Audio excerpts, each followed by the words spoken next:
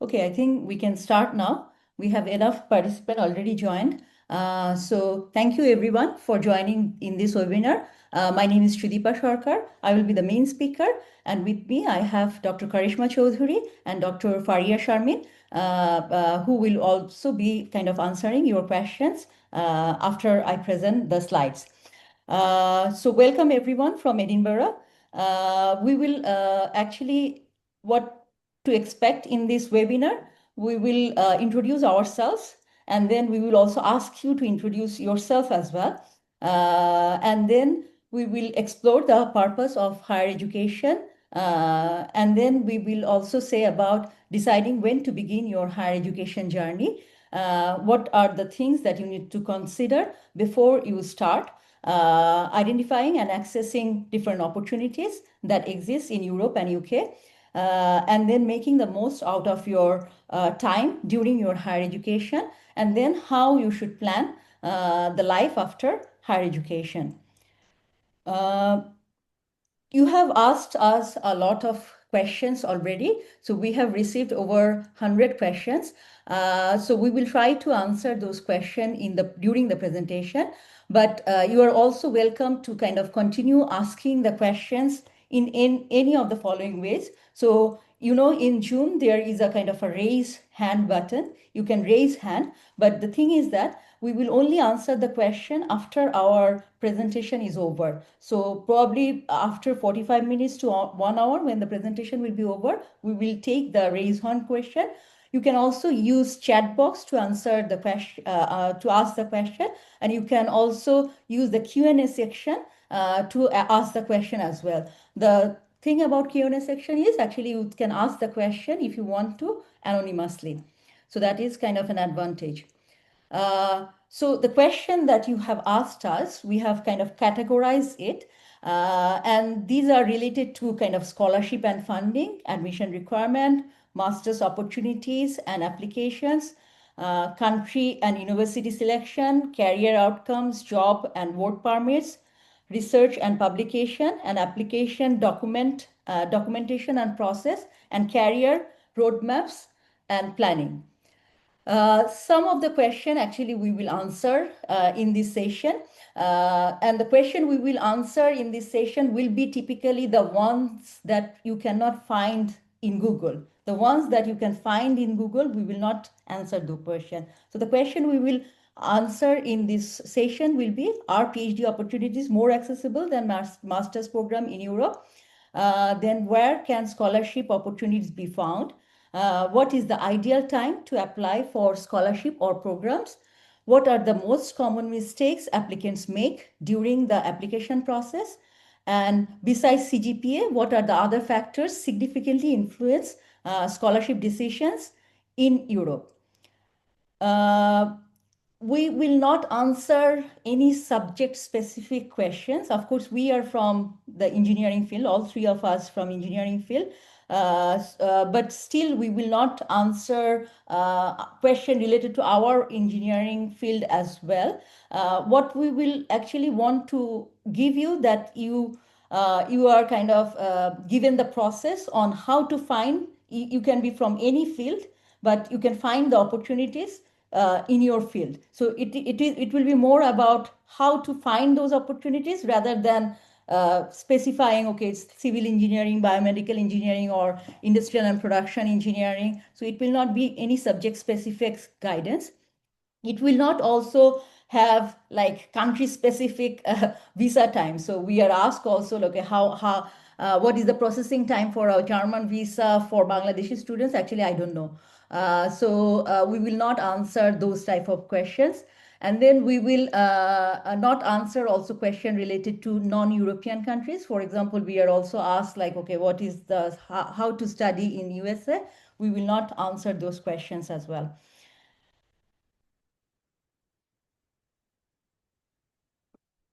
So first of all, before we start or during we start introducing ourselves, can you also try to introduce yourself using this menti.com? You can scan the QR code or go to menti.com and type in the code, and then you will be able to kind of go to a page where you can write about yourself. I have sent you the link also through email. So if you are not registered this morning, if you registered early, you should have this link also in your emails. So please use this opportunity to kind of introduce yourself to us. And this is why I tell you the importance of it, that uh, around 450-person registered for this webinar, but we have received the introduction only for 15 people. So I think that it actually displays like who are actually reading the instruction that they are getting through an email. So I think that take this opportunity to kind of introduce yourself to us, and this can be also start of your higher education journey to learn how to communicate with people like us. Uh, so yeah, thank you for so many people registering. So the number is 450 plus now actually. Uh, Yes. So I will start by introducing myself. So like my name is Sudipa, and I am a lecturer now at University of Strathclyde. But I started or I finished my BSc education from Bangladesh University of Industrial and sorry, Bangladesh University of Engineering and Technology in 2005. In BSc in Industrial and Production Engineering, and then till 2005, from 2005 till now, I have like 20 years of professional journey behind me. But as you can see in this picture, that I have moved between different countries. So for masters, I went to National University of Singapore. Then for PhD, I went to a Erasmus Mundus program, which was between KTH Sweden and Politecnico di Milano, Italy. Then for job, I was at Denmark, Aarhus University.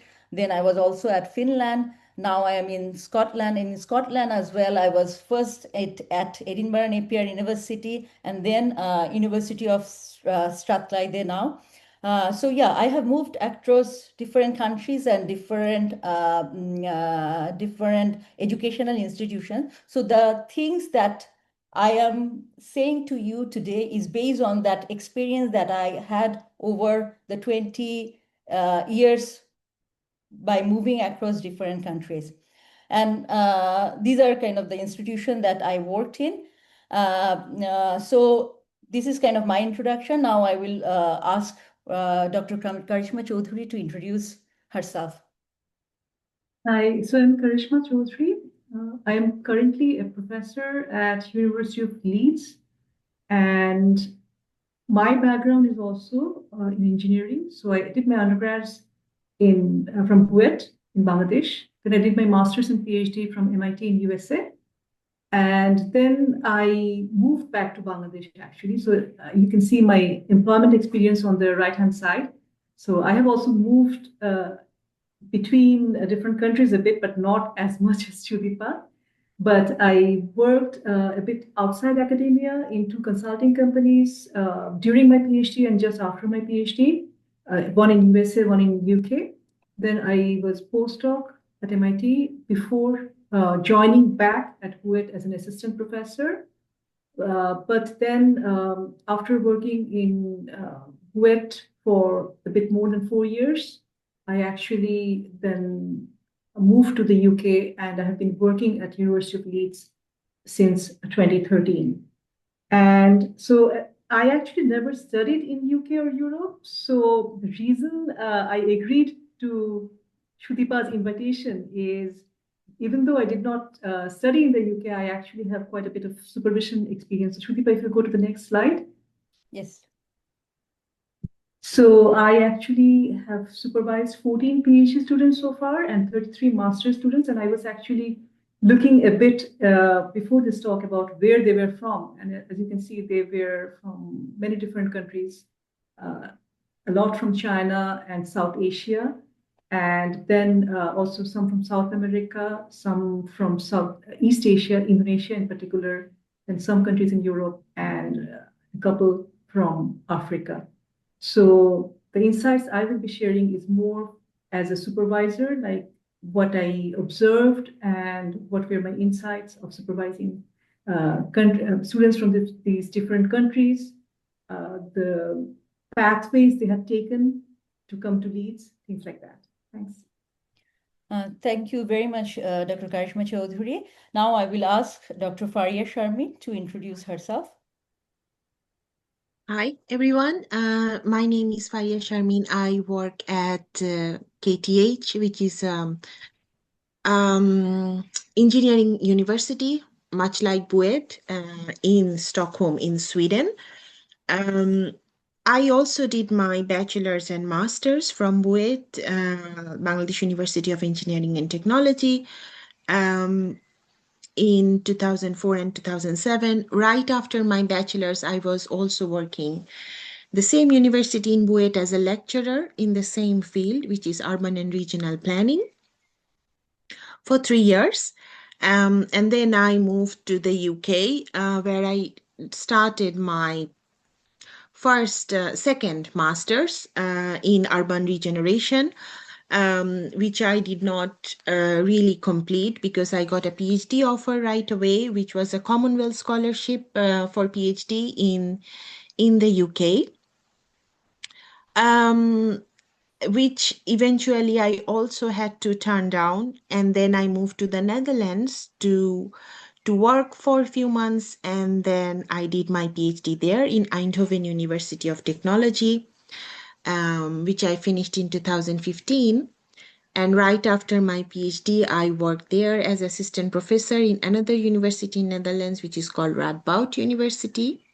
And in between, I have also where as a research fellow in different universities in Europe, which is called secondments. So you can take like 50% or 25%, a percentage of your work time you can dedicate for a research in another university, which I did in Delft University of Technology in Netherlands, University of Liège in Belgium, and Imperial College London in UK. And finally, now since the pandemic, I have moved to Stockholm in Sweden as associate professor in KTH. Well, so I did most of my higher education after my master's and basic undergrad degree from Bangladesh. I did most of them in the UK, in UK, Netherlands, mostly. I also did some pedagogical diplomas here, which we have to do if we want to teach in universities. But I will not talk about that. What I would like to say that what I bring in here is that I also saw the need of students seeking scholarship or pursuing higher education in Europe, and I founded this group which is called Scholarship for Bangladeshi Students. It's a Facebook group long time ago. It was in 2010 or something. And then I was also actively involved in Higher Study Education Bangladeshi chapter, which was also in a Facebook group, but beyond that. And I have done quite a bit of work to advising and career counseling at that time. I don't do it anymore. Since last 5 years, I haven't been involved in those platforms because of personal reasons and other responsibilities. But I see the need. I have been involved, and I thought that if I could contribute somehow, that would be nice to do that again. So and also I also have experience in supervising students here, both doctoral and master students. So maybe I will also bring some learnings from there. Thank you so much, Dr. Fariya Sharmeen. Now we move back to the original presentation. And the first and foremost thing I want to say you all who are listening to this webinar is that purpose of the higher education is not immigration. There are a lot of people actually want to do higher studies because they want to immigrate to a country. But I think that having lived in many countries, I can assure you that it shouldn't be actually a purpose of the higher education. So what should be the purpose of higher education? Actually, the purpose of higher education should be that you want to develop your skill. So say that your purpose of higher education is actually immigration to a different country.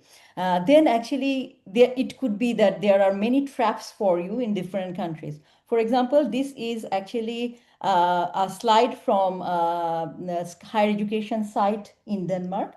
And in Denmark, actually, they are giving now 3 years work permit after if you graduate if you graduate from a kind of a educational program in Denmark. And these 3 years 3 years visa you can actually get it when you are applying for your higher education. So in total you get a 5 year visa for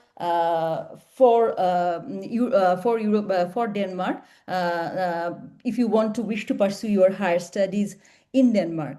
But as I have lived in Denmark, I know that those people who are actually going to a master's education in Denmark is not actually getting job. The reason is because they don't learn the language, they don't also interact with the study environment. Because they get 5 years visa, they want to actually go to Denmark.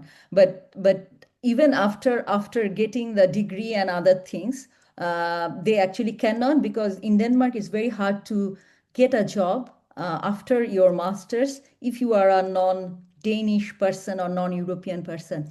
So that's the thing, that sometimes if you have a wrong purpose for a higher education, you may not be able to actually fulfill your purpose of getting immigrated. And also, if you saw the experience of all three of us, neither of us actually are staying in the country where we actually got our higher education from. So that gives you also an indication that that it shouldn't be a kind of a ambition to kind of settle in a different country through a higher education. So why do I say that actually the purpose of higher education is skill development?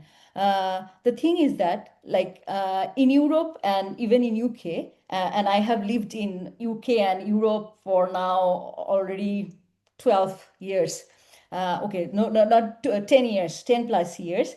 If you have this purpose of higher education as skill development, Europe actually needs you, because there are a lot of opportunities in Europe for people who are high skilled laborers. And how you know that you kind of needed in Europe, you have to kind of look at the vision of at a European level. So if you are coming to Europe, you need to also kind of understand what is Europe actually want to do in the world, right? So the Europe want to actually tackle climate change. They want to help achieve this UN Sustainable Development Goal, boost EU competitiveness, facilitate collaboration, and strengthen the impact of research and innovation. So research and innovation is very key in European context. Then support the creation of and better diffusion of excellent knowledge and technologies, create job, fully engage EU talent pool, boost economic growth. So for all these things, to all those things, they actually need skilled immigrants to come to Europe. So if you are that person that are skilled enough, then Europe is a good place for you actually at this moment, especially. Uh, then also, Europe has a lot of focus on innovation, research and development. For example, this is a kind of a comparison which I got it from the document that I mentioned here as a source.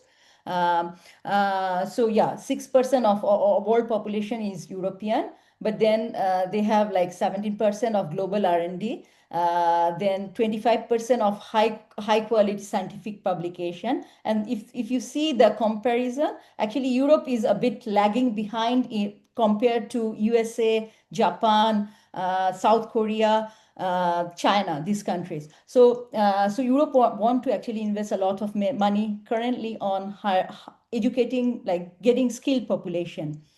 and where actually they want to get this population, or what they want to do with this skilled population. They want to actually innovate solution on adaptation to climate change, including societal transformation, do cancer research, healthy oceans and coastal inland waters, climate neutral, smart cities, soil health and food. So these are kind of the mission areas. So like when you are searching for opportunities, try to also tag your research or whatever you are doing to one of these mission areas. So are you doing something related to climate change? Are you dealing something related to healthy ocean or sea, or climate neutral or smart cities? That would be really good way to actually connect to European academia and European workforce. And this is also kind of a recent news. After Trump actually freeze the US funding for researcher, Europe actually announced kind of a 500 million, I think it was 500 million grant for researchers. So you can see that where actually Europe is focusing. So they want to kind of develop kind of highly skilled labor, and they want to solve global challenges. And this is UK news. So UK is now planning to kind of ease the global talent visa. And this is actually, global talent visa is a very good way to kind of move to UK, because it's only after 3 years of global talent visa you actually get a PR in UK. But the thing is that, of course, for this kind of job, you need to develop your skills a lot. So one of the basic requirement that any higher education institution will want in your application is a language certificate. So normally it can be IELTS or TOEFL. That is the most common one. And the thing is that I always suggest that make this requirement your first requirement. And if you are not actually didn't get this requirement, then you should tell yourself you are not yet ready. So normally you will be asked to have at least 6.5 or 6 in all the listening, speaking, writing and reading. So if you don't have fulfill that requirement, then you should take it as that you are not ready yet and you need to prepare. Because I have personally encountered a lot of students, and I actually don't know how they pass their IELTS, because their English is so bad. It's very hard to communicate with them. It's very hard for them also to understand us when they come to our class. And what that means, that they are failing the classes and they are not getting the degree that they came here for. So I think that don't fall into that trap. Please have a language test, and the ones that people know of, IELTS and TOEFL, and then make it clear. So this is the first thing you should do when you are thinking about higher education in Europe. And another thing to look at for higher education in Europe, or especially master's education in Europe, is Erasmus Mundus catalog. So Erasmus Mundus is a scholarship program. It gives a scholarship for not lot of non-European students. So if you start Erasmus Mundus catalog, you will find a lot of opportunities for master's level scholarship there. So here, like this one I searched actually yesterday. So I searched health, and then there it says that, okay, in the catalog there are like 21 health related scholarship are present. Erasmus Mundus scholarship programs are present. So even when you actually searching for this scholarship, don't search for, okay, I'm from industrial and production engineering, I search industrial production engineering, rather than search probably supply chain, rather than search probably sustainability, or rather than search probably health. Because the naming of the calls that you will be applying to may be a bit different, and maybe it may not feel that, okay, I could apply for it. But if you kind of go through that call, probably you will find something that you are doing is relevant for that call. Here is a search that I have done for sustainability, and you can see that if I say sustainability, there are like 55 scholarship opportunities are kind of arising. And this is kind of some of the names of those scholarship opportunities, right? Mathematical modeling, simulation, and data science for industrial and societal challenges. See again the focus on challenges, right? Global challenges, societal challenges. So if we this is something that, as I see even in the funding application, Europe is looking at how to solve those kind of challenges. So if you can get a skill in those kind of areas, then you have a opportunity at, or like in European environment. Then greening energy market and finance, then global markets and local creatives. And here is one scholarship that I clicked on, because to kind of explain, okay, if you click on one of these, how actually, what actually you will see, right? And kind of also explain the requirement of this kind of scholarship, because that will give you some idea, okay, if you are applying for a master's in US, sorry, in UK, what you need to do, what are the requirements that you need to kind of take consider. So here, what does it say? Okay, the Erasmus Mundus Master Program in Education, Migration, and Diversity, our interdisciplinary, international, and multilingual master's program, offers study places each year for 25 international students. So as you can see that, like, it doesn't have to be European student, it can be international student, and consists of a vast network of academic and non-academic professional partners in Germany, Sweden, Italy, Turkey, Benin, and Tunisia. So you can see 6 countries are participating in this program.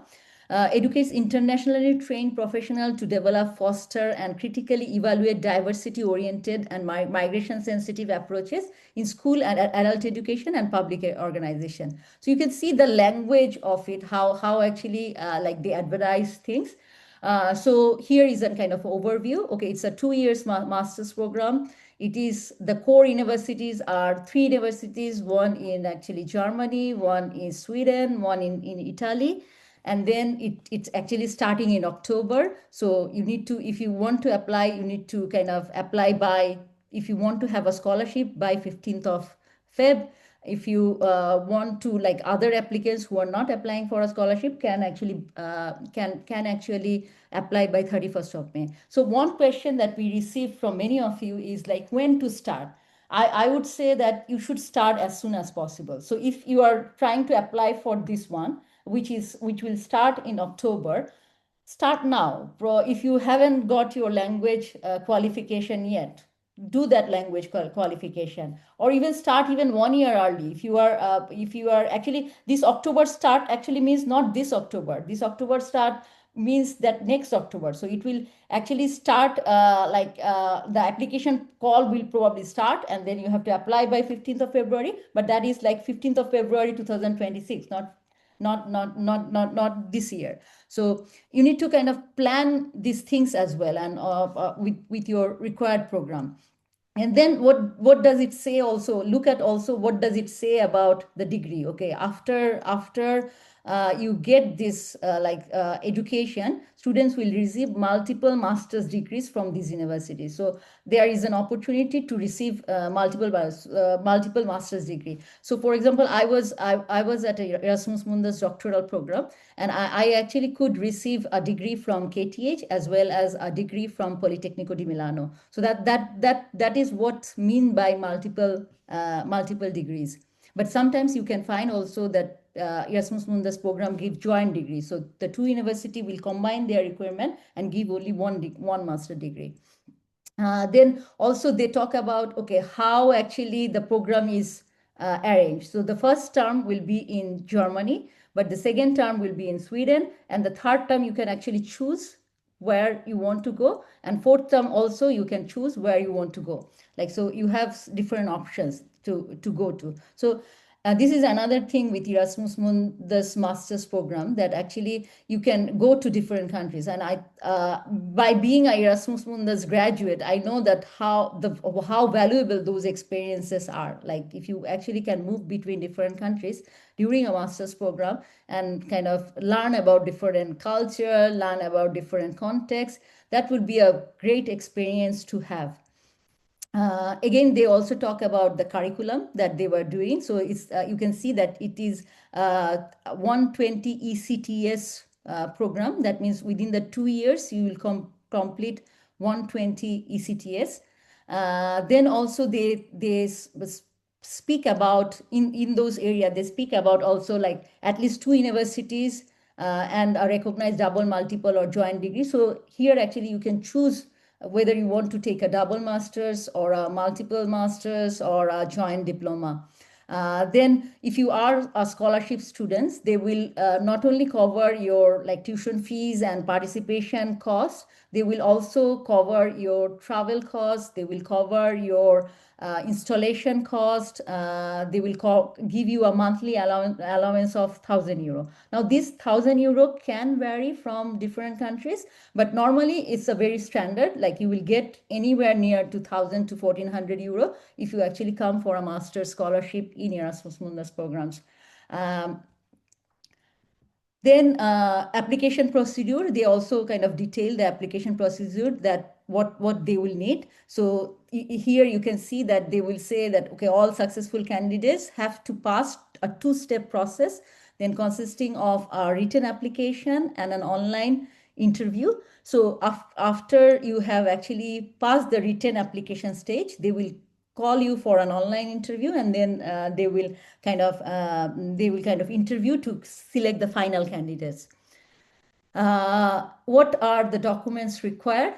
You need a CV. So again, like you need to understand, okay, what to write in an academic CV, right? When you are applying for an higher educational institute, what types of things they should look for. Then motivation letter, very important part, that, okay, what actually motivating you for this particular program.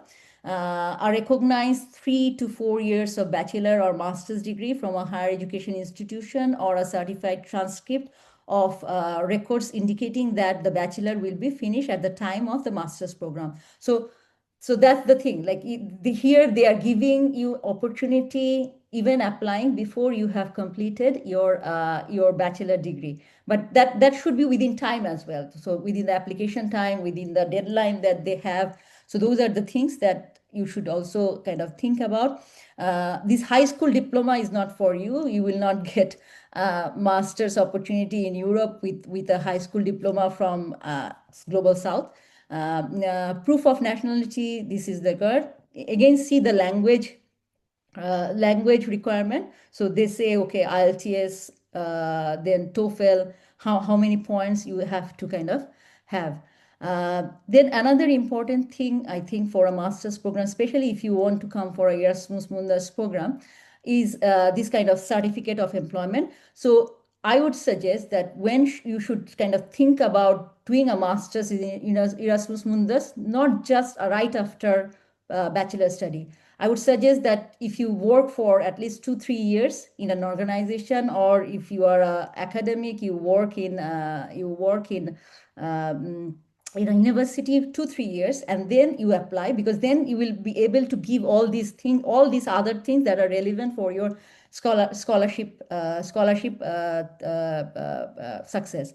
So like, for example, certificates of employment, internship, voluntary work relevant to the education, migration, and diversity. And here I want to suggest, especially for students from Global South who doesn't think about like this kind of voluntary work or internship, doing an internship in different companies while they are studying. I think that you should actually look for those opportunities to kind of gain experience in a company environment, even if your educational institution doesn't permit it. I think there are many companies who actually look for interns to do some of the works, and what you can do, they probably will not pay you, but what you can get actually out of them is a lot of experience. So experience in a company, and when you require kind of a reference for this kind of scholarship, you can actually ask them, okay, I have worked in your organization for 6 months as an intern, please provide me a reference letter. And that is actually add a lot of value to your application. And also, many of you ask question about, okay, my CGPA is high, or my CGPA is low, or my CGPA is this or that. What what is my opportunity? I think that even one of the things I found very focused in like the Global South student is that the importance of intelligence. But the thing is that your CGPA only probably test one kind of intelligence, right? Your IQ, or how good you are in your subject material. But know that there are actually different types of intelligence, and to get a successful job opportunity or to get a successful scholarship opportunity, you might need to think about other types of intelligence as well. For example, interpersonal intelligence, right? Linguistic intelligence or existential intelligence. A lot of my European friends actually talk 5 to 6 different languages, and I can only speak probably 3 or 4. But that's the thing, like if you want to kind of come to Europe for a study, because of course Europe is very multilingual, so probably you can actually think of doing a course in German or Italian or in French before you actually arrive in a country. And nowadays with online, there are so many online opportunities. Don't say that I cannot learn it. I think that we can learn everything now from YouTube. Actually, one of my friends learned swimming from YouTube. So you can learn everything from YouTube now. Cost and funding, okay, they said that, okay, they will provide us, receive a scholarship of 1,400 per month. Then health insurance will be covered, no tuition fee will require. But remember that for scholarship holder, you may have an application deadline earlier than the non-funded European one. So here actually they are giving you opportunity to self-fund as well.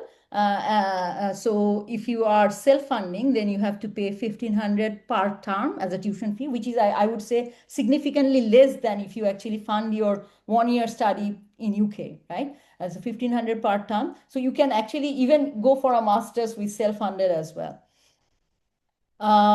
Here is here they say that if you are interested in other scholarship possibility, please have a look at link below. So scholarship database at that. So that is another European scholarship. This is given by Germany. And then if you go to the page of that, you will find this kind of thing as well, that master studies for all academic discipline. And this is also, I think you should realize, even if you are from clinical psychology, public health, civil engineering, urban and planning, English, any discipline, you can get actually, if you are qualified enough, you can get actually a Dutch scholarship in Germany.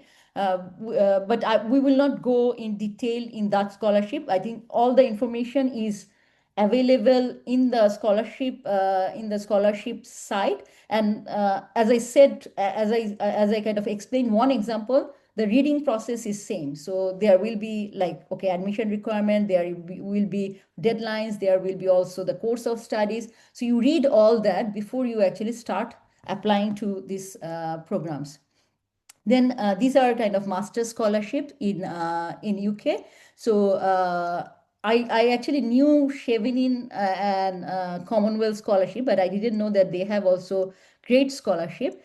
So the great scholarship are scholarship to UK universities across a variety of subject for students from 18 countries. And these are some of the countries that they give scholarship to.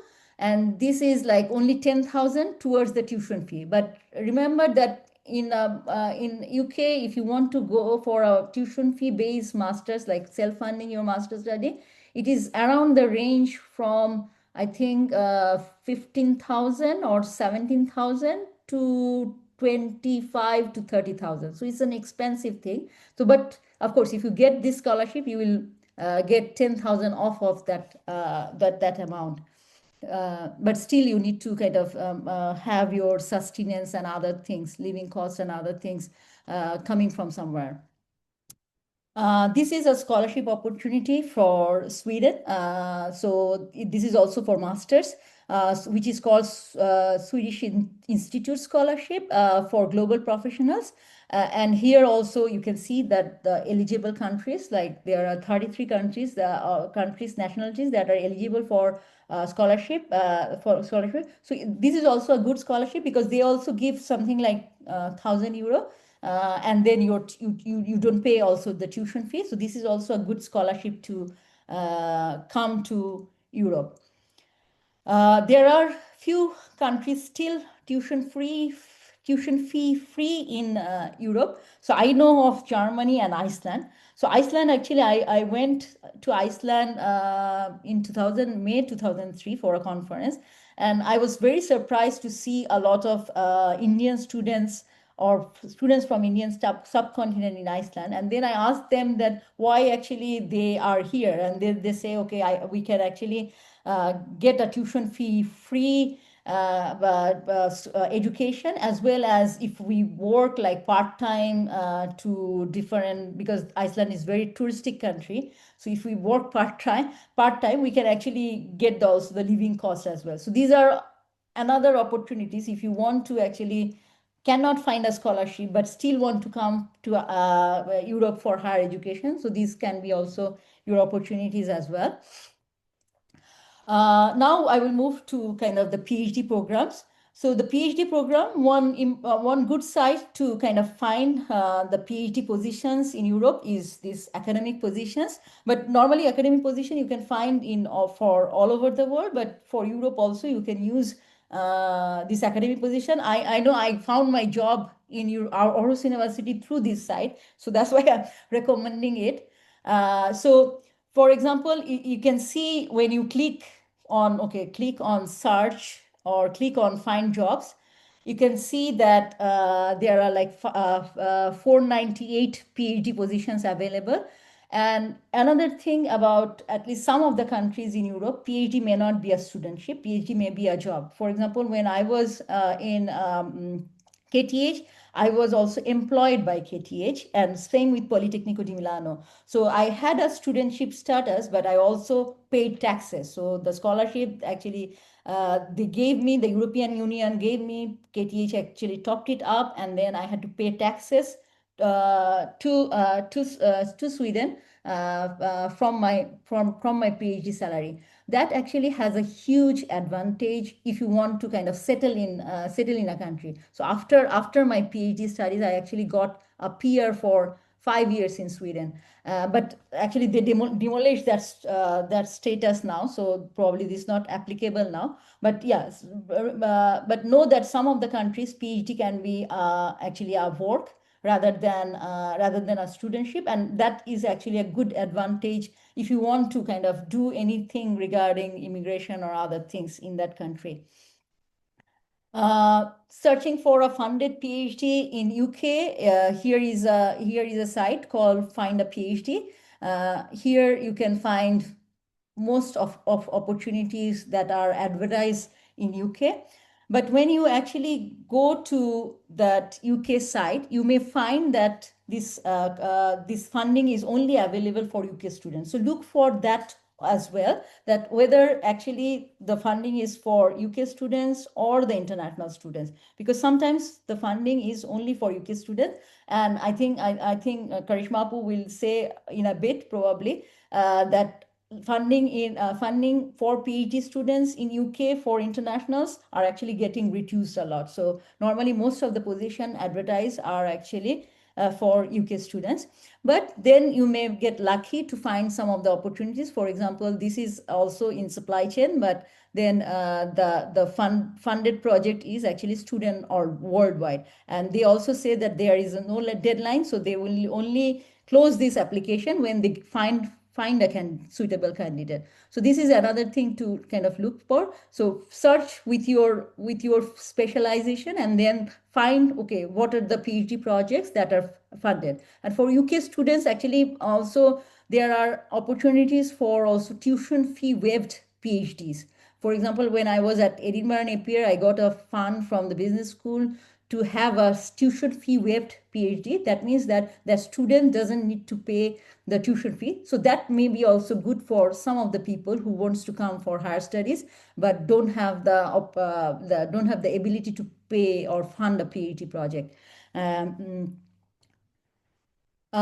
This is from academic position, and yeah, again searched by supply chain, and you can see that the kind of job are resulted from that. So it's like PhD position on optimizing cooling processes and supply chains of heat sensitive biological products by digital twins. So that's the thing, like if you search for industrial engineering or production engineering, you may find nothing. But if you search supply chain or any other topic or digital twins, probably will actually find this opportunity here, which you can apply to. Requirements normally in European PhDs or even in UK PhDs, you will require a master's degree. So I haven't seen anyone actually got a PhD position without a master's degree.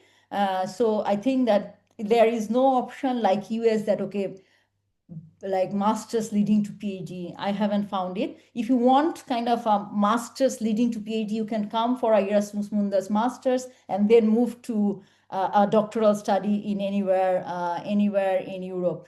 But yeah, you still require a master's degree. You will need of course the subject specific knowledge, but also see that, okay, excellent communication skills and fluency in English, both in written and oral. So that's also the language requirement come, right? And also see that there is that knowledge of German is considered as advantageous. And that's why I said that if you are thinking of coming to a European country, probably also think of investing in a language, and that will only help you. That can do no harm, right? That will only help you. Uh, Another thing I think about the PhD project, like the one that we found in UK side, you need to note also which university is getting this fund. So for this one, it is University of Sheffield, and then they say that this advert will close once a suitable candidate is found. The candidate requirement, they say, as a minimum, we require candidates to have a first class or 2.1 MEng, MSc or MA with merit over 60%. So these are kind of the requirement that you will see. Then any editor. So again, this advert is saying that, okay, you have a requirement for the project to be successful, but you can have also university-wise PhD requirement. So you have to kind of meet both to get this opportunity. So you have to fulfill the university-wide entry requirements as well as the entry requirement for the project as well. And they will say that if you need to have any inquiries, you can contact who actually for this. So I will actually give floor to Dr. Karishma Chowdhury to go through this slide. Thanks, Sudipa. So as I mentioned, like I just wanted to share some insights based on the applications I get from PhD students, especially from developing countries. So there was a question actually during registration as well, like do we contact the professors or not when we are applying for PhD? My suggestion is yes, like be proactive, but do your research before contacting the potential supervisor. To give you an example, like I get a lot of emails from students during the application period, and some actually are very generic. They do not have kind of any details, and I have the feeling that they're probably just randomly emailing different faculty members, and I do not reply to those because each replying to each email takes time. So I would suggest that when you're emailing a professor, do your homework. So about the person you are writing to, like what he or she is working on right now. So sometimes, for example, I did work on driving behavior modeling during my PhD, but that was 15 years back. Now I do not work on that area anymore. So if someone writes to me that I want to work with you on driving behavior modeling, it gives me the kind of feeling that maybe he or she did not look at my web page very carefully or did not look at my publications very carefully. So, and maybe I will reply to that person because they had done some homework, but it's a waste of their time as well because it's evident from my publication list that I'm no longer working in that field. Then try to mention something that would interest the faculty member. So usually for PhD applications, the core curricular things are not so important. The leadership experience may be important a bit, but mostly it is your research experience and research outputs. So even if they are not published journal papers or conference papers, like at least if you can mention about your master's dissertation work that you have worked on and mention that you can share the research outputs um, if the professor is interested, those things can be helpful.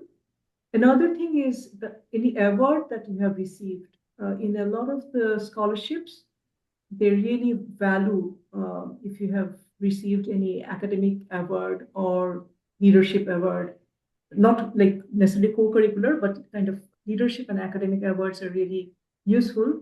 So try to highlight those things. And also, I would say that try to suggest one or two potential specific directions uh, to show that, okay, you have done your homework and you have a good idea about what you're interested about. So the one kind of thing I see that a lot of applicants from developing countries struggle is like we are often going through very course-based studies. And when we are applying for PhDs, we are not so sure what we would like to work on. But now, like when we were applying, like, so I applied for my PhD in 2002. So at that time, it was kind of okay because those who are evaluating the applications knew that a student from the developing country may not have access to that information. But now with the widespread internet availability and uh, kind of all the channels like LinkedIn, for example, they expect that you would have some understanding of what interests you as a PhD topic, and you are not going to just have a very vague idea. So at least suggest one or two potential specific directions when you're writing the email, but also mention maybe that this is your general area of interest and uh, you are happy to have a chat and you're flexible about kind of changing the research direction slightly. Another thing is usually like I, as a kind of person who is reading the email, I would be more interested about an applicant if he or she has written that they had some thoughts about funding options. Because as Sudipa was mentioning, in the UK in particular, the funding for the international students is very limited. So like it used to be like maybe 30% of the scholarships were going to international students, but now it's even less. So you are kind of competing with applicants worldwide when you are applying for a studentship that is open to students all over the world. So you can look also if you're eligible for any external PhD scholarship. So I have put some here, like the Schlumberger Faculty for the Future, for example, which is a scholarship for female applicants from developing countries who have some plans to go back to their home country and teach there. Or so you will see the profile of the successful applicants there. And then there are IDB scholarships, Commonwealth scholarship in the case of UK, and then there are home country government scholarships. And there are some UK Research Council scholarships as well. So if you, when you're emailing the professor, if you write that you have had a look at the scholarship opportunities and you maybe you think that you're eligible for Commonwealth scholarship or you are planning to apply for the IDB scholarship or Schlumberger Faculty for the Future scholarship, that kind of shows that, okay, you have done your homework. And even if you don't get these scholarships, like ultimately, the supervisor can try to then put you forward for other Research Council UK, the RC UK scholarships. So even if you don't get these scholarships ultimately, it's a good idea to at least like look at them and communicate when you're writing to the potential PhD supervisor that these are some of the opportunities you have identified. But because in the UK, one of the things that often students write is, I would like to work you as a PhD student on a project. But in UK, rarely PhD studentships are, especially for international students, they're funded by projects. So ultimately, it's usually through some scholarships. And so look at the other scholarships as well. And the other thing is, so ultimately, like if the supervisor responds to you, or if you are maybe not writing to the supervisor, directly applying to an advertised scholarship opportunity, you will be asked to write a proposal. And that is very important because when you're applying for the PhD, the expectation will be that you have a good understanding about how to write a proposal. It needs to have references. You need to put effort in writing the proposal. It's not like a personal statement just talking about your previous experience and about what you want to be. It needs to have some technical content as well. And then if you are kind of shortlisted for scholarship, or if the supervisor shows interest based on your email, he or she will probably ask you for an interview. And there also, be prepared for the interview. I have seen like sometimes, like even if we do not specify that we would like to have slides, when a student comes to the interview with a couple of slides talking about their experience or their research interests, that is a good sign. That gives us the vibe that the student has kind of spent time and effort on that. And especially like if you're not a person who can just comfortably talk in English without any slides, it's good to have some slides as to aid your discussion. But of course, don't read from the slides. The slides should just have the bullet points, and then you will elaborate that when you're talking.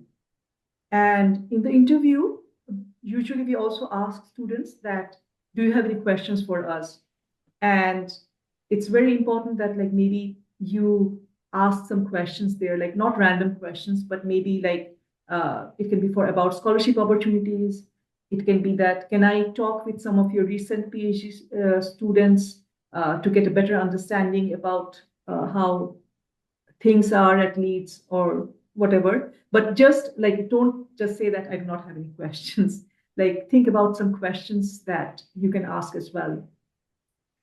Another thing about UK PhD is UK usually asks for like there's a equivalent system, and I can talk more about Bangladesh. I don't know about much about other countries, but in Bangladesh actually, a lot of the universities do not have a direct equivalence system to, for example, like after 4 years bachelor's, you cannot apply for a PhD. So you maybe like do some Google search to see if your degree equivalence allows you to be eligible for the advertised position.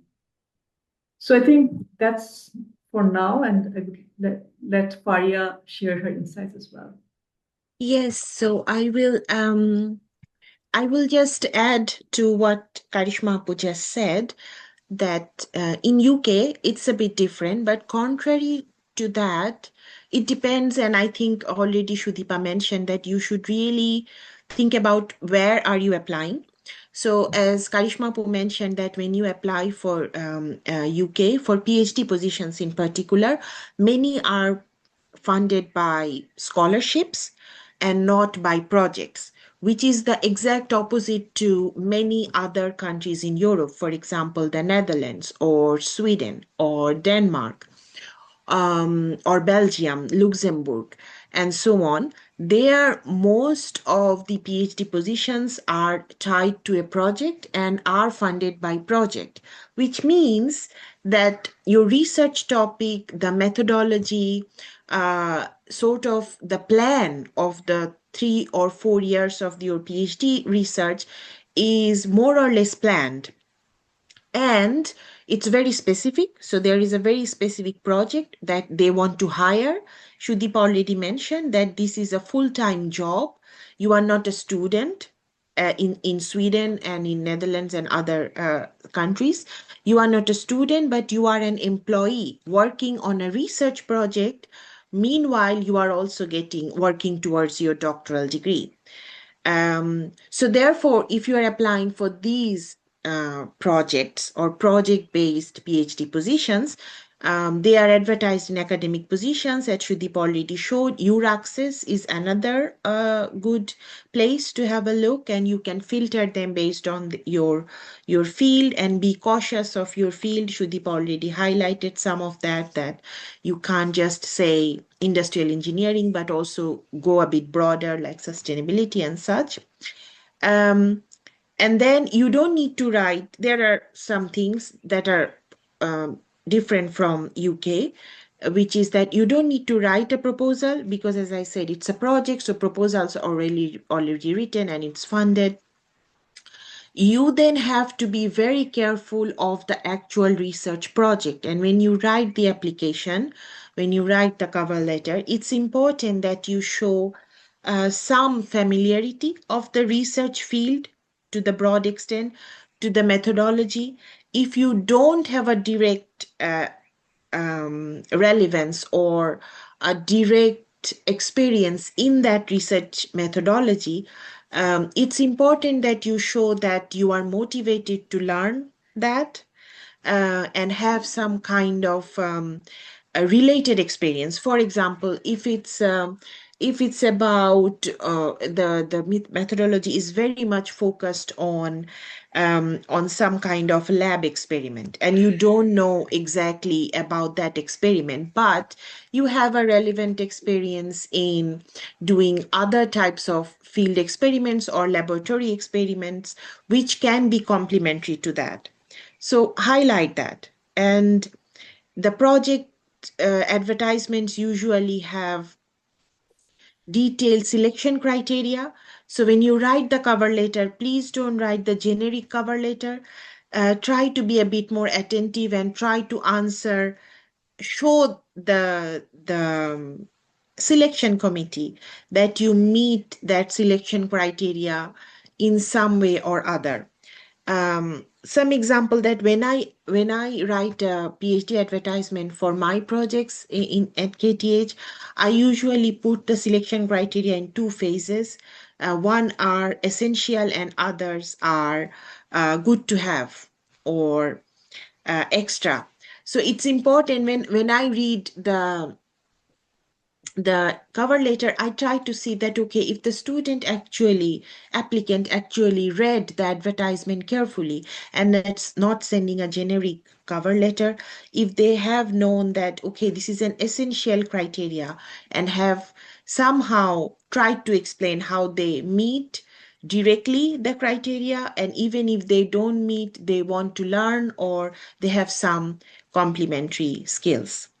So it's important, to summarize, it's important to see, to have a careful observation and good reading skills to see what is exactly written, what is the requirement, and try to reach out accordingly. And also, if you need a research proposal or a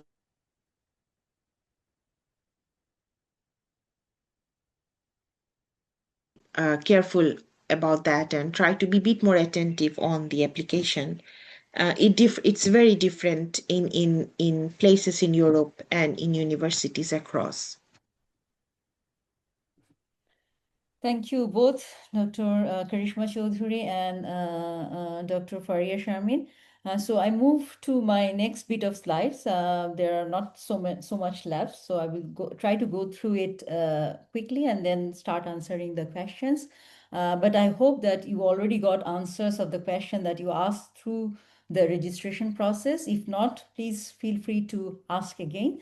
Um, so another thing I think I want to say to you when you actually thinking about higher education in Europe, that quality of the university matters. So, for example, in UK they have this Brussels group universities, which actually are very research intensive universities. And if you get a degree from one of these universities, it is likely to be you will get also a good position somewhere else.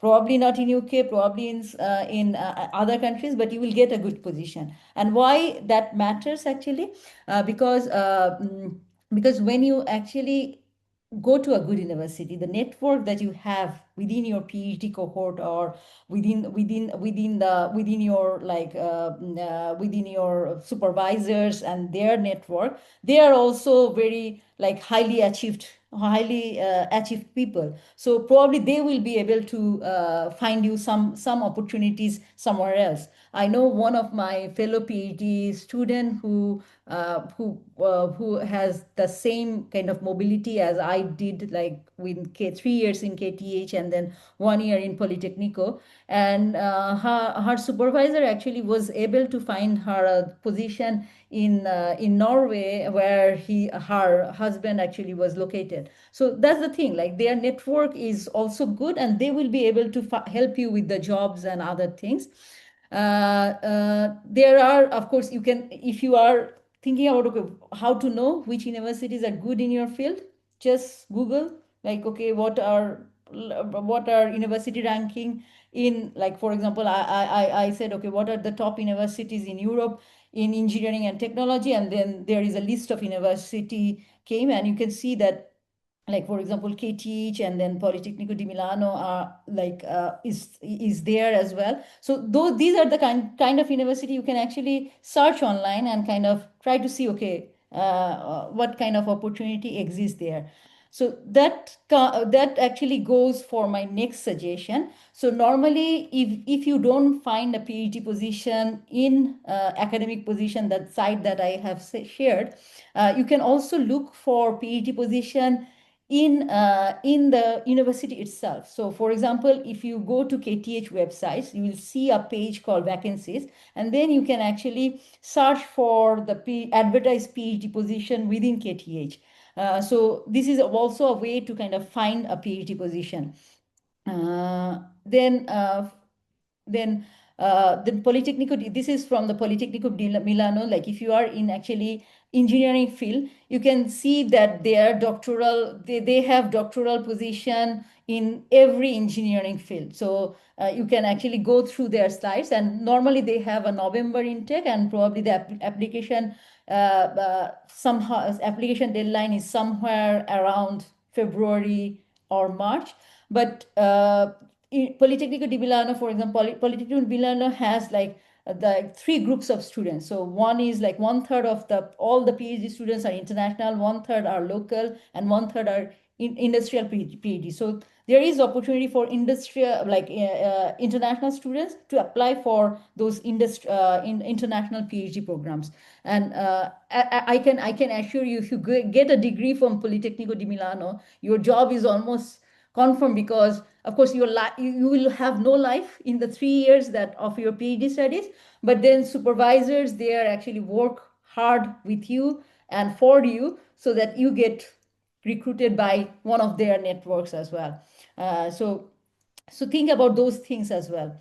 Uh, what else? Okay. And when you are actually in a master's program, or you arrived in Europe, you are doing a PhD study, try to follow these things. The first thing is to engage with the studies, to engage with the university, to engage with the curriculum and other things, participate in all the events, participate in the classes, network. I see one of the things that missing from like Global South students, that ability to network. And normally what Global South people do, they only talk with their kind of people, right? So Indians will talk with only Indians, Bangladeshis will talk with only Bangladeshis.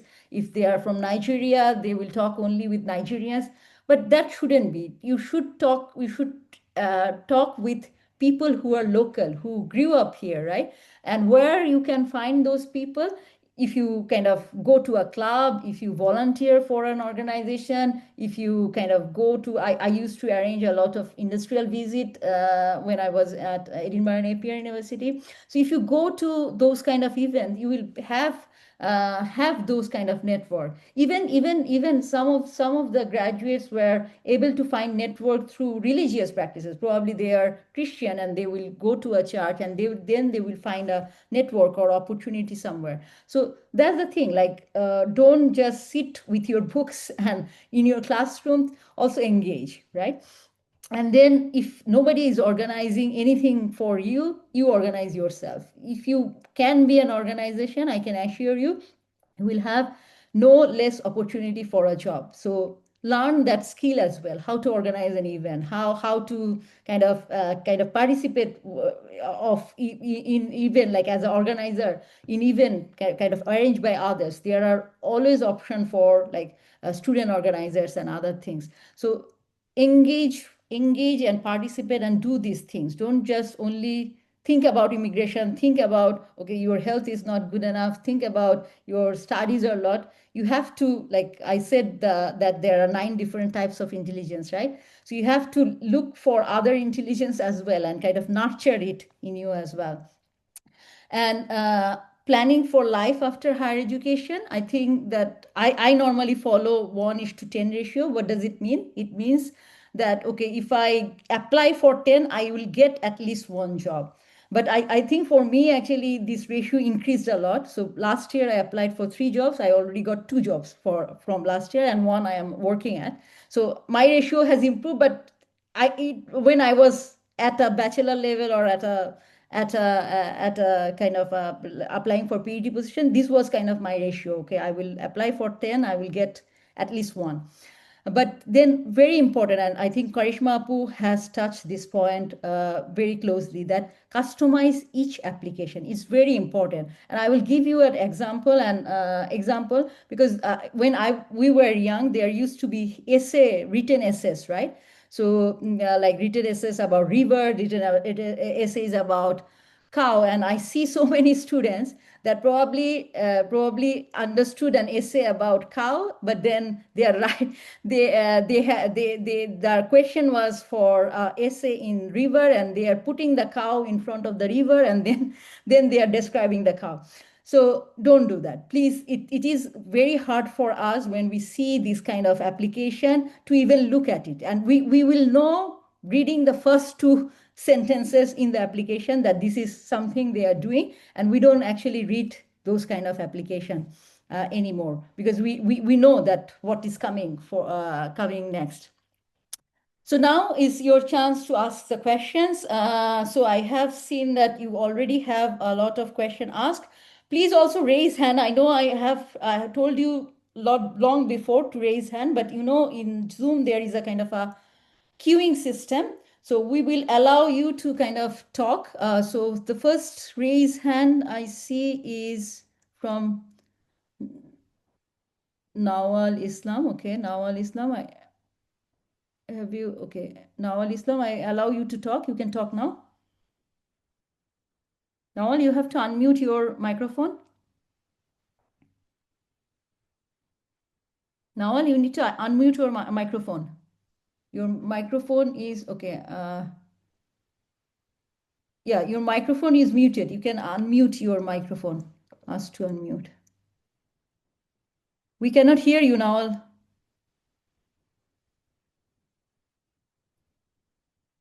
Okay, so we cannot hear you. So try to ask the question in chat.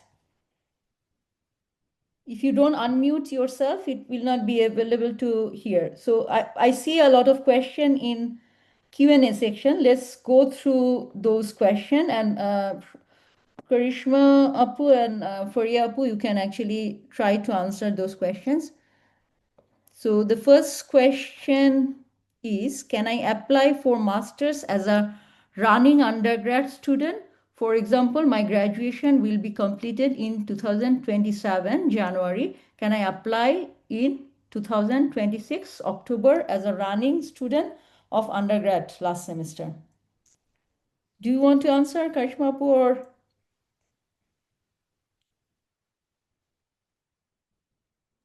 I'm not sure actually about the answer because I think it depends from you. It varies from university to university, um, and uh, I would say that it's better just to ask the university directly, um, the universities you are interested to apply to, because it may be different among different universities. Yes, and also I would say that if you want to come for a scholarship master study, I would say that it's better to wait till you get some experience, especially Erasmus Mundus program. Don't apply directly from literature. Of course, bachelor, of course, you can be able to get it, but your chance of success will be much more if you have some experience. So that I will say, and also lot of in the application requirement, lot of universities actually note when actually they are what they are looking for, whether they are looking for a student that is completely new and out of their bachelor studies, or they want some job experience or some related work experience. They will mention in the application. So look for those as well.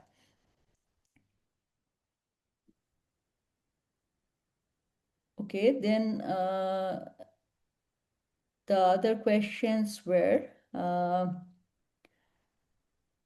Is a student if a student completed her bachelor in English medium university, do they need IELTS?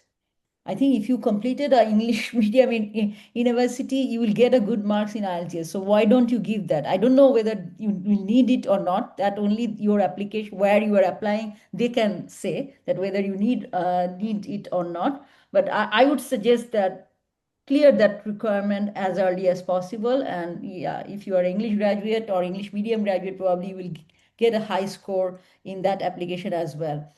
Uh, I want to settle in my homeland in future. Is it feasible, or should it be done PhD from abroad and then come to BD? Noted that I have not much high GPA, yeah, but just above 3.5. Okay, 3.5 is not a bad GPA if you are counting out of 4. Uh, mm, if you want to settle in in your homeland, that's great. I think like a lot of Commonwealth scholarship, like our Chevening scholarship, actually want people to go back to their own country after they have after they have kind of completed their education.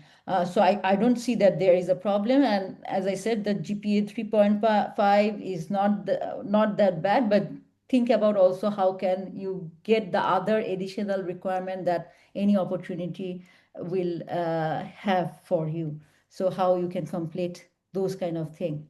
Do you want to say something, Karishma, or please just Well, unmute? I think like in terms of like the requirements in Bangladesh, it's not essential to have a PhD from abroad, but I strongly encourage people to at least have some international exposure because it really broadens your horizons and it gives you some experience which will be helpful in your career.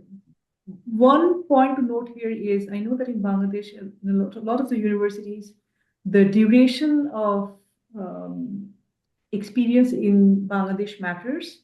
So in that case, maybe you're better off looking at in which country the PhD program or master's programs are shorter, because that would give you an edge that you can start earlier in your desired university in Bangladesh as a faculty member. But I think it's a really good experience to have some international exposure.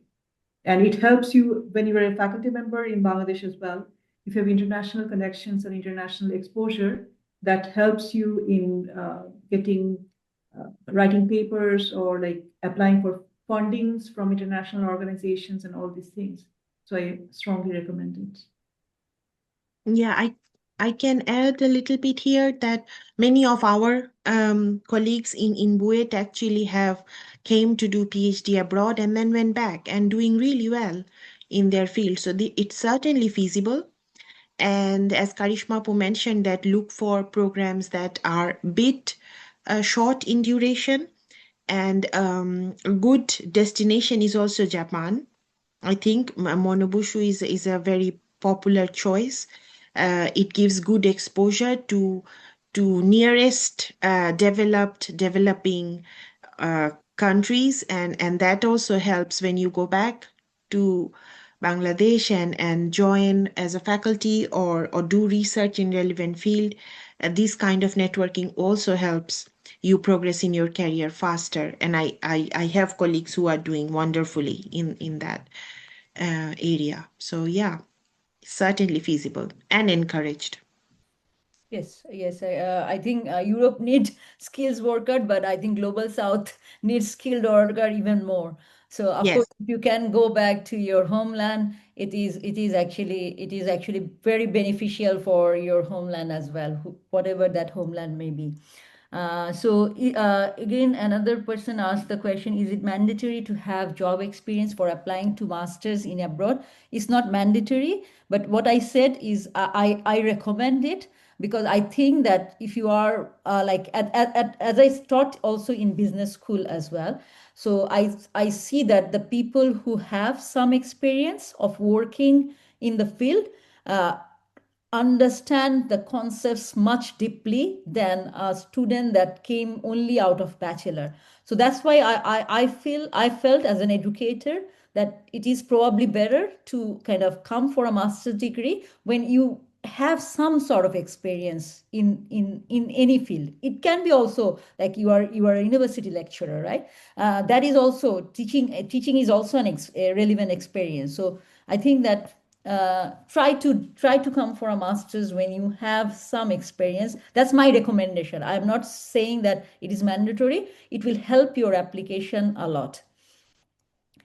I have seen doctoral training program in UK universities. Are those for current students or prospective students? I am not sure about this. Karimappu, can you answer? So it can be for prospective PhD students as well. I think the thing to look at is whether they're open for international PhD students. Doctoral training programs are basically block grants that either one university or a consortium of universities get on to recruit PhD students on a particular topic. But in a lot of cases, they are only kind of the UK students are UK citizens and permanent residents are eligible. So it's not that they have to be current students, but sometimes there are eligibility requirements related to nationality. Mhm. Okay. In countries like USA and Canada, students often email professors directly for master's admission or research funding. Do you think the same approach works for European universities, or is it the process difference? This is a very good question. I will say that it's not like if you apply for a master's, even if you apply for like I when I apply for my doctoral training through Erasmus Mundus, I haven't written to any professors. It is like they had some application requirement. I completed those application requirement, and then I was kind of interviewed by one professor in Italy, Politecnico di Milano, and one professor in KTH. But it is after the application process. So normally people will not expect you to write to the professor, but as Karishma Pu also mentioned when she also were explaining doctoral projects and other things, uh, do the homework. Even if you write to a professor for a opportunity, do the homework, read about their research paper, read about what are this project about, all the relevant thing that will make your application look so much better. And then even if you, after understanding all the admission requirement, you have some still have some question, then of course by any means write. And also in your application they might specify that whether you have to actually contact your potential supervisors or not. So Karishma, would you want to add anything? Yes, I think, as I mentioned, like in a lot of the universities, since the PhDs are mostly scholarship based, it's often useful to write to the potential supervisor because um, they can direct you, like, or advise you which within which local, like which UK scholarship or which university scholarship will be more suitable for you. So in the UK, at least the cases I have seen, it's useful to write. But also, like, when there's a, in the UK, when there's a kind of something like Commonwealth scholarship, for example, you are required to get an unconditional admission or conditional admission letter from the universities before applying for the scholarship. So for external scholarships as well, it's useful to write to the potential supervisor. Yes, but this, if you are, I think this question is specifically for master's admission, and in that case, I think Sorry, I missed that part. Yes, in master's admission, I don't think it's required because no. in masters in UK, there are it's mostly funded by like international scholarships when it's for international students, like Chevening or Commonwealth Shared Scholarship. So there are few departmental scholarships, but ultimately, for masters, it's better just to apply directly. Sorry, I missed that part. Fariya, do you want to add something from Sweden or? No, it's usually pretty straightforward. For master's admission, we don't have any sway over the scholarship or the admission. It's managed by international office. They check all the applications, and it's purely on merit and sometimes need basis. And even if you write to the professors, they don't have any sway over the decision making there. Mhm, mhm. Okay, so other questions are, could you explain how pursuing a second master's degree is viewed in terms of admission and career prospect? Especially, does completing a first master degree in my home country strengthen my application or improve my opportunities for an international master's program? What are the strategic advantages or drawbacks? So I will take that question, and then Karishmapu and Faryapu, if you want to add, you add also.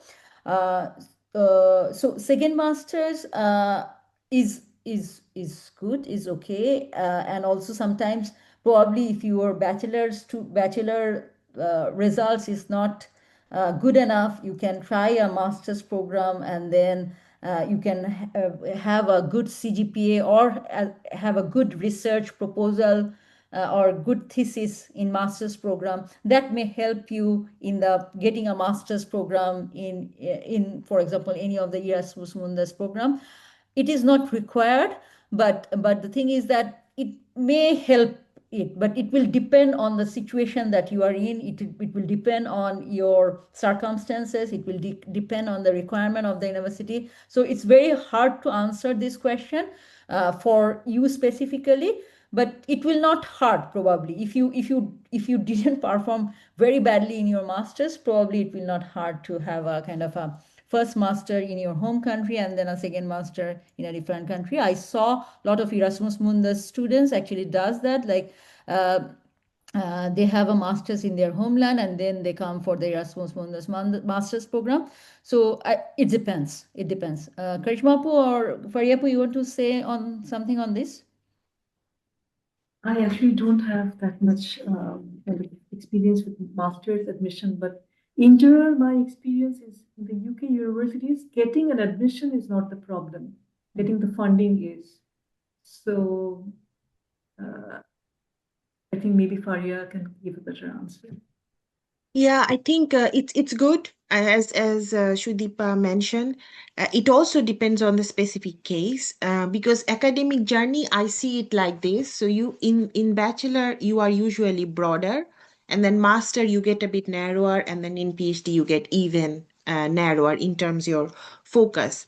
So sometimes it's helpful. For example, if you have a bachelor in a very broad field or in a different field, let's say you have a bachelor in mathematics and then you want to do a master's in specifically on artificial intelligence, let's say, that would help your case, I think. So it depends on what subject you're coming from, where you are going to, and then master's is a good opportunity maybe to have a bit of a diverse skill set in your CV, which helps.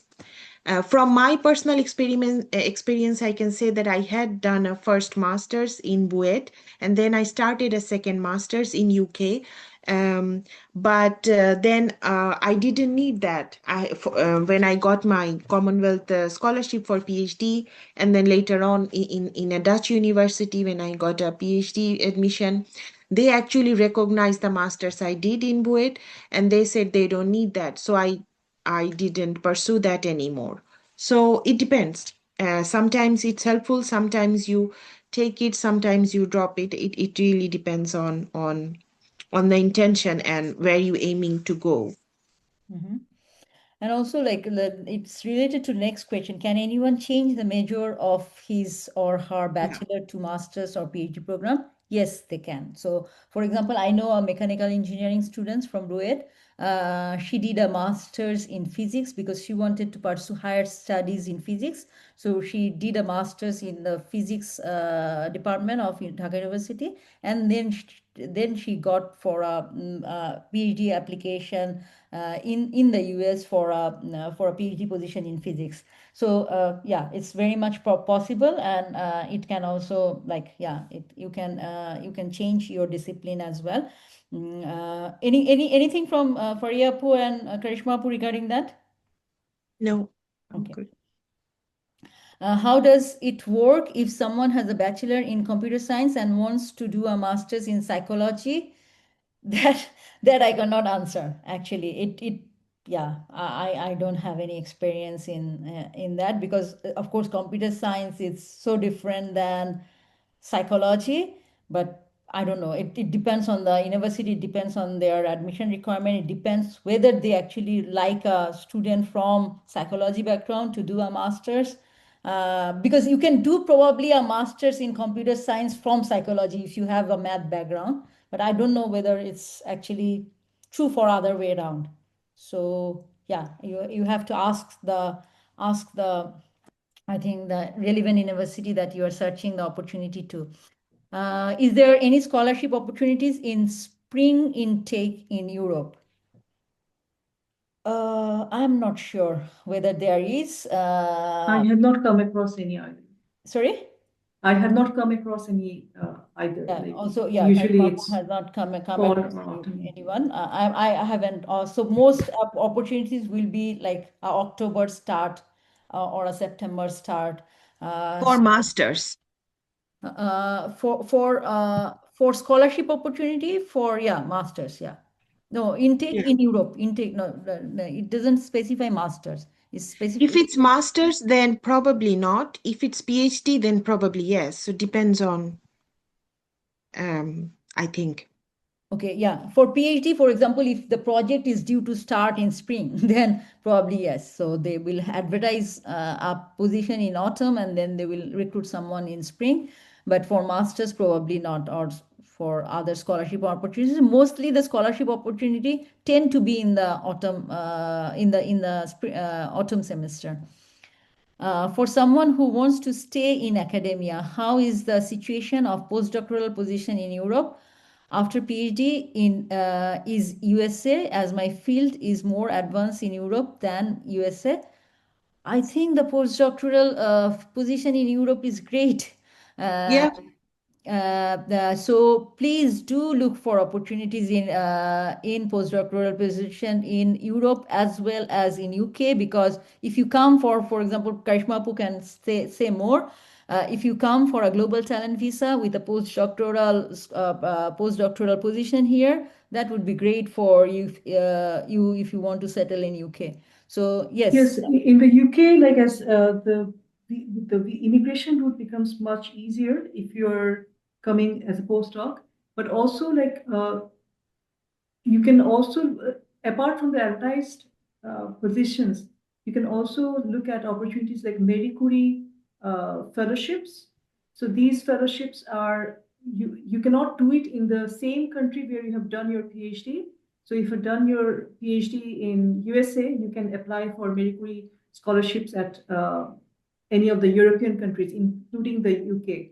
And you just need to find a supervisor who is willing to help you. So look at those options. Exactly. Exactly. Fariyapu, you want to say something? No, I think that's good. Marie Curie is a very good opportunity here, and there's a follow-up question by the same person, the website, and I think we already mentioned that academic position is one, your access is another, that where you can find such opportunities. Yes. And Marie Curie, actually, you can search Marie Curie with the name, and you will find all the opportunities. So for Marie Curie, you may need to find a kind of a host organization, and you need to contact also a supervisor in that organization. And you have to prepare a lot early, because all the institution for Marie Curie have an internal selection process for these kind of postdoctoral scholarship and other things. So if you don't communicate early, you may not get, because their internal positions are already filled up. So please apply early if you want to get a Marie Curie postdoctoral position. Again, very competitive, but very, very, very good position to have.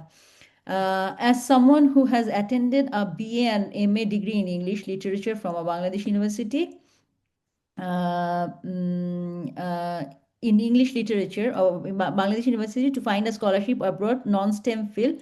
Could you please give me some advice on how to find good master's scholarship in the field of literature and cultural studies? Again, go back to the Erasmus Mundus scholarship. You will find a lot of opportunities for MA, even if you are in the English field. Normally, they ask for a kind of of course, you have to have a kind of a background in some areas. So like have those background through a job or through other things. For example, the example that we have seen, like migration and this diversity one. If you have the relevant experience, you can probably apply for that master's program. Okay, another person asked, what about Indians? I'm doing study at International University in Bangladesh. I think same as for any people from Global South. So even like in India, for Indians, you can also apply for Commonwealth Scholarship or Chevening Scholarship, because India is also a Commonwealth country. And you are also eligible for any of the Erasmus Mundus programs or other studies. So please look at those opportunities. Is masters for PhD in UK is must necessary? I would say for international candidates, yes. I'm not sure about local candidates, but maybe Karishma Apu can say something about that. Yes, I think it's in most of the advertisements. It's not. It's just mentioned that it's for undergraduate is okay, but your chances are very, very low unless you have a master's. Okay, I have average CGPA around 3.35 in BSc in mechanical engineering and 5 journal publication. Moreover, I have some voluntary experience and research awards. Is it possible to secure? I hope so. I hope so. If you have 5 journal publication, but of course it matters also where you are publishing. So are you publishing in a good journal, or you're publishing in low quality journal? That is also important. So it's not only journal, of course the quality of your publication matters. But hope so you will get a good opportunity in Europe. So try to apply for scholarship in your field. One thing I would just like to add is now in a lot of universities, there is a kind of, if you have published in MTPI journals, they don't have a good reputation. So those who are planning to publish papers, even a conference paper is probably better than a journal paper in an MTPI journal, which is known as a predatory journal. So try to stay away from those journals. Exactly. Sometimes actually you disqualify because you publish something in a low quality journal. So be aware of those as well. What's the value of master's degree from Bangladesh while applying PhD position in Europe? Do they prefer applicants who completed their masters from abroad? No, it's not like they prefer applicant. Of course, like Karishma Apu did her masters in civil engineering in Buet, and also Fariya Apu did her masters.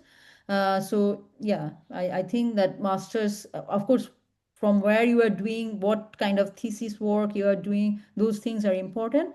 But yeah, if you have a degree from abroad in a good university, probably it helps, because for me, I had a master's from NUS. Of course, it helped my PhD application for the Erasmus Mundus program, but it's not mandatory. You can also secure a good opportunity from a master's degree in Bangladesh.